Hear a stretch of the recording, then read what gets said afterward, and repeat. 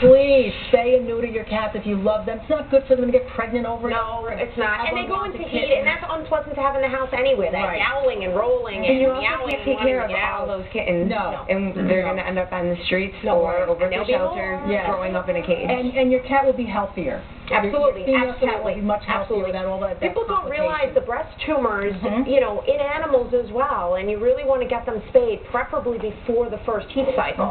You know, each additional one increases, you know, the risk, and after about 4, you've kind of reached the max in terms of risk. So really, you know, the pregnancy issue, the reproduction issue, but folks also just from a standpoint of you know, pet health, you really want to give them the best chance. Spay and neuter them, please, before, you know, before things happen. Now, this little puppy that I'm holding is not for adoption because this is Dr. This is. He has no name. He has no name yet, so I don't even want to give him a last name. He doesn't have a name. This is Dr. Wolf's new puppy, and this puppy is a chin, right? It's a Japanese chin. It's a Japanese It's actually kind of funny because they seem to really originate back to the native land of China, but he does have Japanese ties. And yes, and he is in a tuxedo. Just so you know, he's making his debut in a little tuxedo.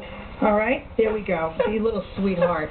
Look at this, because of course it's formal when you're on television for the first time. Of course. He wears boots, but we didn't bring boots today.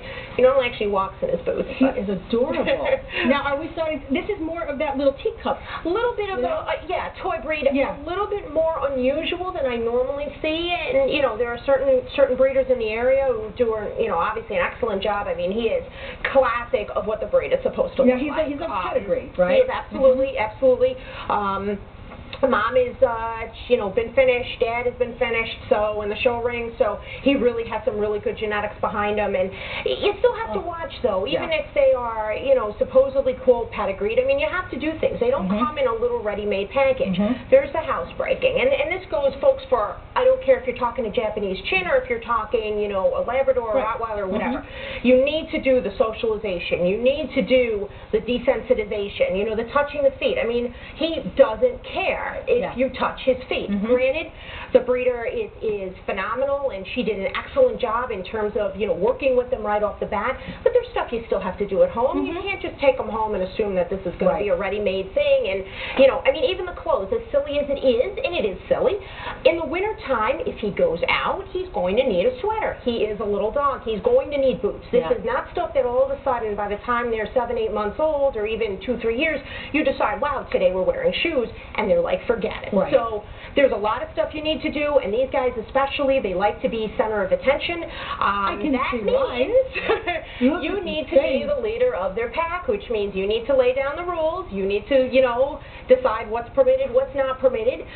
You know, otherwise the animals take over. And granted, he's little, but you don't, you know, this is typically a very well-mannered breed. They're friendly. They love people. They love cats. They love other animals. They're great to just hang out. And that was, the point was they were actually bred to be companions. And, you know, talk about cute but useless. I mean, they are just cute, and they're friends. And that's what they were bred to do, is, you know, be with the nobility, the women, and to be their companions. Yeah, he's really the size of a cat. He is. And they are very cat-like in disposition as well. So cute. But if you like animals that, it's like if you like babies that don't grow up. You know what I'm saying? If you like them very, very small and to stay small, this is the kind of And they're great apartment dogs. They really are. Now, they need their exercise. I will tell you, at 1 o'clock in the morning, you think this dog was shot out of a cannon.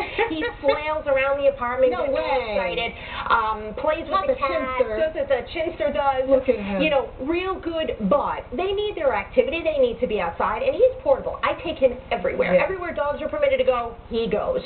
Good socialization, good with other dogs. Take him anywhere. You really could.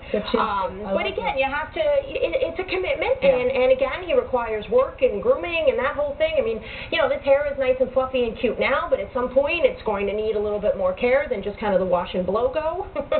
Yeah, baby. Don't fall asleep. Not now. He is so cute. They are fairly really healthy dogs in general, you do have to watch about kneecaps. You do have to watch about, obviously, eye issues, simply because, you know, the eyes are quite a bit larger than in most breeds, and respiratory issues. So you really want to keep these guys, keep their weight in check, keep their exercise up, because, again, little noses like this can really end up, you know, causing problems down the road. You know what? He looks like when they had that movie Gremlins. He does. He looks like a little He really gremlin, does. doesn't he? Gizmo. We'll call him Gizmo the Gremlin. He is so cute.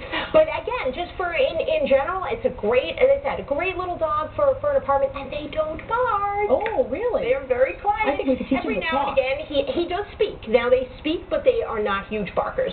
You know, once in a while he'll start barking at his carrot, which kind of freaks him out, and he looks around going, "Wow, did I just do that?" All right, so it's puppy season, everybody. So think about the Buffalo Animal Shelter. They have a lot of wonderful not dogs just pedigree there. dogs, but you can find. Right. Sandra said there was actually We had a Japanese pedigree, gym, right? We had You a had Japanese gym there. Yep. Oh my gosh. About a year ago, and actually a coworker of mine adopted him, Winston. Yay. And he's brown and white instead of the black, but he's All right, everybody. Another look at our cat before we go to break. We have to go, but remember, the